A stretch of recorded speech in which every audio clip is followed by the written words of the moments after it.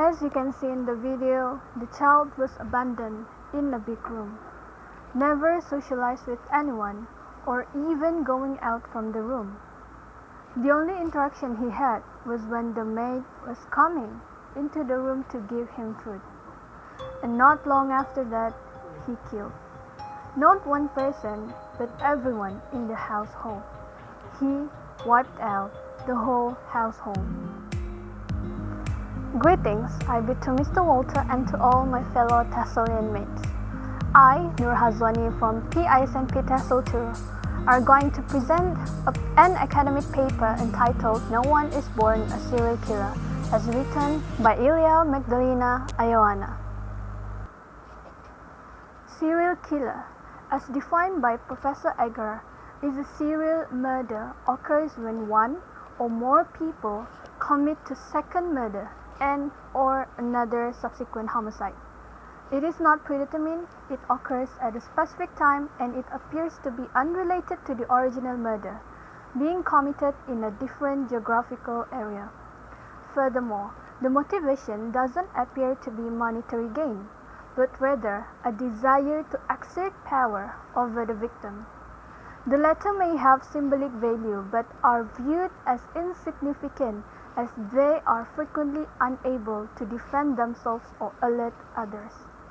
Moreover, because of the position in time and space, as well as their status in the environment to which they belong, they are usually perceived as not as particularly powerful. The psychological causes of a killer's murders are not his intelligence, thinking, memory, imagination, or language, but the deeper springs of his personality, the emotional, motivational, natural factors that were generated not only by hereditary, the biological factors, but also by factors related to education, socialization, culture, and especially socio-economic emancipation. In this academic paper, the writer will list down the possible contributor factors on why people become a serial killer. Before we go further into the details, I would like to share my analysis on this one particular article entitled No One is Born a Serial Killer, written by Ilya Magdalena Ioana. In this article, the writer highlights that, apart from the human's ability to think, their intelligence or basically their language as a murderer, there are more external factors that contribute or pushing someone to become a serial killer. Writer Ioana refers the article to those who works or pursue in the same area as her, psychology. This is due to the number of jargons used to write in the article.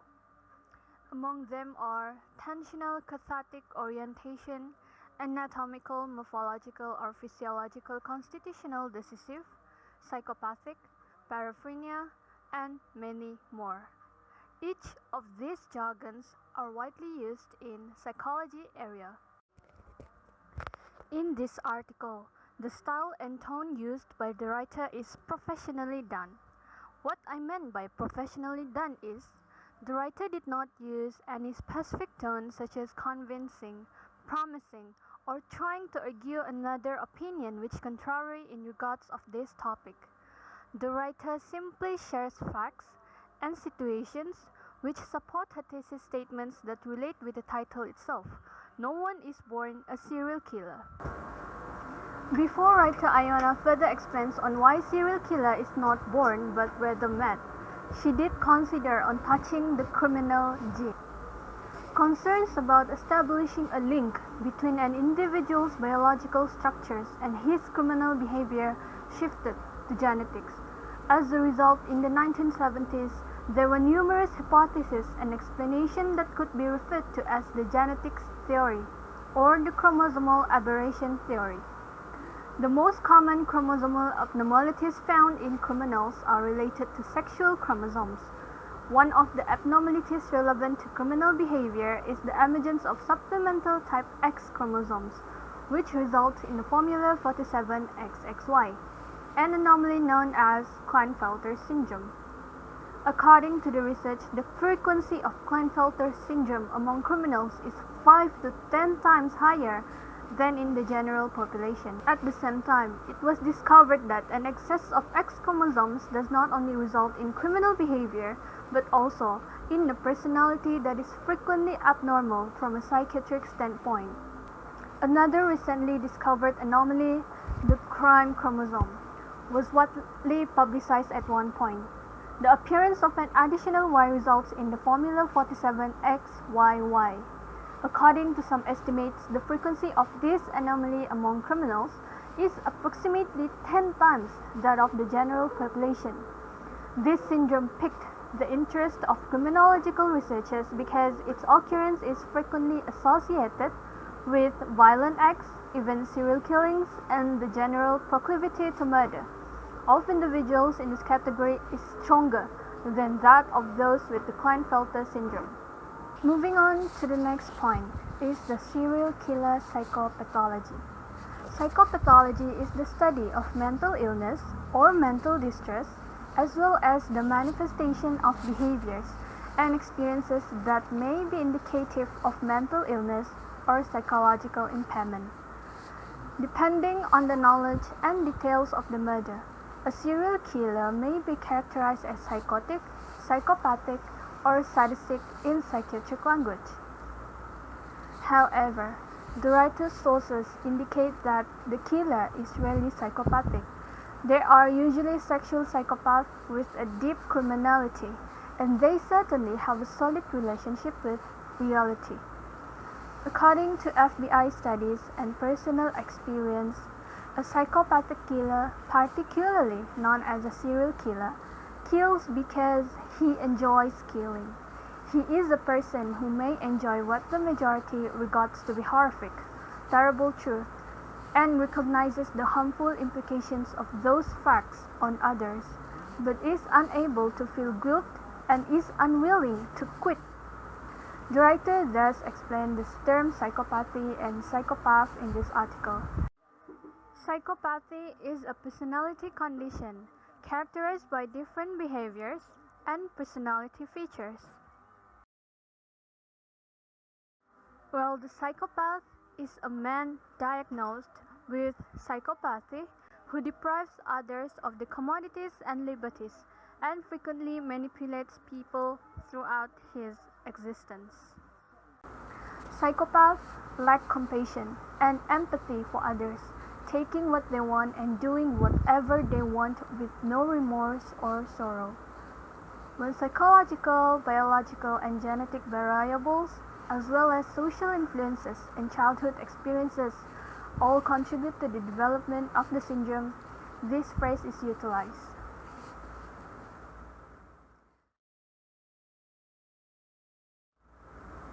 Another mental characteristic of serial killers is emotional affective instability.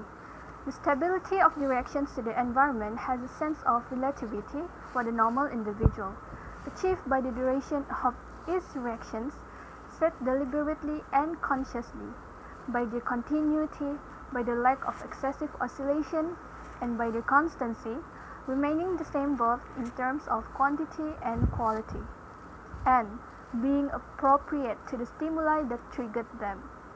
In contrast, the killer exhibits discontinuity in his manifestations, unjustifiable leaps from one extreme to the other, and volatility and predictability in his responses to stimuli.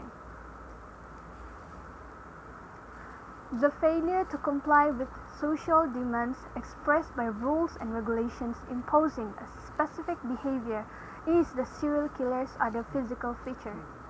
These outcasts are resistant to any organized educational and social influences, causing problems in their group affiliation. The family is, in turn, the most frequently a problematic family. The anamnesis revealing other structural deficiencies such as the absence of a parent due to death, abandonment, divorce, or conviction, or functional deficiencies such as when the family is structurally intact but lacks skill, interest, or consent to properly educate the child due to the low socio-economic and cultural levels of alcoholism. Without taking into account the fact that such situations are unavoidable, Such families provide a significant percentage of potential criminals. We shouldn't exclude well-structured families with a high economic and cultural level who believe that the child's education is done on its own, removing concern and control over the child's evolution, and only applying a sporadic correction and sanctions when the child's behavior exceeds certain limits. It is almost universally agreed that when there is an inappropriate attention to rules, to the individual's daily regime, especially during the early years, the maladjustments are quietly set up. Some psychologists consider serial murders to be the most recent extension of violence. According to writer Iona, serial crimes are completely irrational acts. However, the serial killer takes great pleasure in wielding power and control over the victim, including the power of life and death. He is enthralled by the cruelty of his act and will frequently torture his victim to death. The killer can record his victim's screams of pain on tape, which he can use to enhance his fantasy when there is no victim to play with, or he can use these recordings to further terrorize his future victims. They actually have reached a point of indifference in which nothing matters. In psychopathology, the human being manifests suffering in a variety of ways. Mental illness should be viewed as an alteration of all the ways that make up the human person. Human suffering, experienced as an inner subjective state of disease by the individual, is an unavoidable component of disease. The disease, regardless of its nature, cause, location, or clinical development, is a specific type of human suffering that arises from a human being's experience. This experience is primarily of a moral nature or significance, and it is felt negatively by the individual. As a result, the disease is perceived as malicious, and the individual develops an emotional affective reaction to it, which manifests as emotional distress or suffering. In ontology, any disease has two distinct states: the disease itself, which is purely medical as a morbid process, and the suffering, which is a painful peculiar experience of evil, of moral transformation by the sick man. We understand despair, concern for the prospects of a life-threatening disease, sadness, anxiety, and restlessness as moral transformation. The paraphrenic delirium is distinguished by the serial killer's excellent adaptation to external reality while retaining lucidity and mental fund. The killer is constantly aware of his delirium, which causes him to appear quite detached from his own person. The next part is where the writer explains the process of disorganizations in the killer's psychopathology. According to APA Dictionary Psychology, these organizations can be defined as the loss or disruptions of orderly or systematic structure or functioning. This process includes 3 steps, which the first one is lesion disorganizations, second is functional disorganization, and the last one is immaturity. Lesion disorganization refers to an organic lesion of the brain that can be caused by global brain injury, resulting in severe disorders of visual consciousness of varying degrees, some of which are severe enough to put a person into a coma. Thus, we can speak of sector disruptions, which are localized lesions that affect only specific mental processes such as memory, perception, language, instinct, and praxis. The serial killer's emotional side of the brain is damaged, and their complete lack of emotion makes them so dangerous. Their blood pressure drops as their aggressiveness increases, indicating that violence has a calming effect on them. As a result, the brain area responsible for this is the amygdala, is malfunctioned. The amygdala, which is located in the temporal lobes, is in charge of the production of emotions such as fear, and anxiety. The result of a destroyed amygdala is that its owner does not experience any nervousness when causing others to suffer. As a result, we can conclude that emotional intelligence is more important than rational intelligence, and a lack of emotion rather than a lack of reason makes a killer waterproof to basic moral concepts.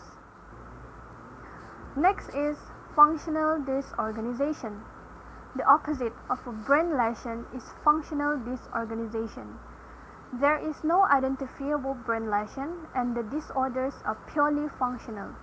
In such cases, the individual's personality undergoes regression, with three types of regression occurring. The first one is topical, second is temporal, as a process of returning to ancestral mental structures, and formal, involving primitive methods of expression and representation that are lower in comparison to the level of development. These functional disorganizations may be caused by a lack of emotional affective traits as well as frustration or psychotraumatisms from childhood. Last but not least, immaturity. This type of deficiency is caused by preventing the development of the central nervous system in children, whether during pregnancy, perinatally, or postnatally.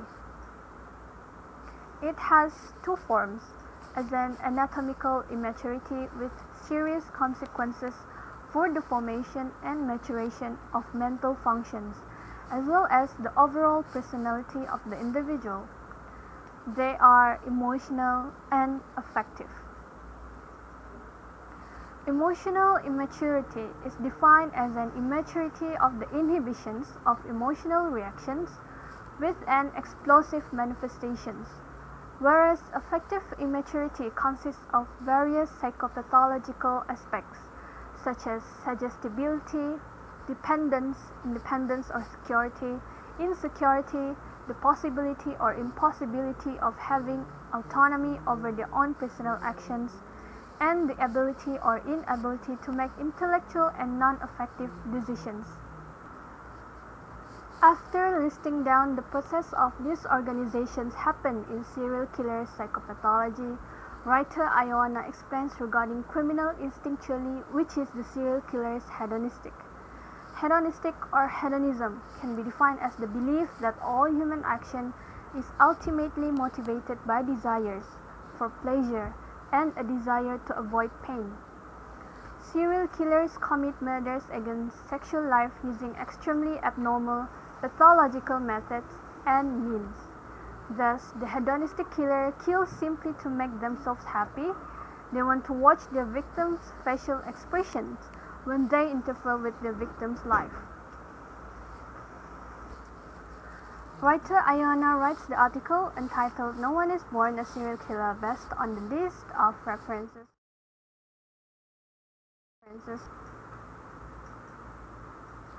Writer Ioana got her sources from criminological and psychological, as she wants to prove her points that serial killer is mad because of the suffering that they once experienced during childhood, and not because of they are born that way, even though the scientists did find the criminal gene in most of the serial criminals. Serial killers are defined by their pleasure of murder in their psychic lives. This is due to the download or causation of the intense mental tension they were experiencing prior to the murder. The actual assassination is the culmination of a series of anti-human acts in which force was previously used, violence being the result of a continuous moral decay. As a result, we can say that the serial killer is the most heinous and dangerous criminal. This individual exhibits irritability, impulsivity, and increased aggressiveness. He is egocentric, domineering, and has a low reasoning capacity, as well as being unstable and superficial in emotional contact, which causes him to engage in conflicting situations and react violently. To conclude our topic for today, as stated in the title itself, no one is born a serial killer. Yes, criminal gene did exist, but problematic family or family who never properly educate their children, abuses and post-traumatic syndrome are the one that sparks the criminality in them. It is better to take precaution and not neglecting the negative aspects of everyday life, not to imagine them away from us, and be more aware of what surrounds us. Only prevention, as a form of reaction against crimes, through family and school education, through cultural activities, or even through our work, will make us realize that within a stone's throw, a different that the one we know is weaving its dark threads, the gloomy world of crime.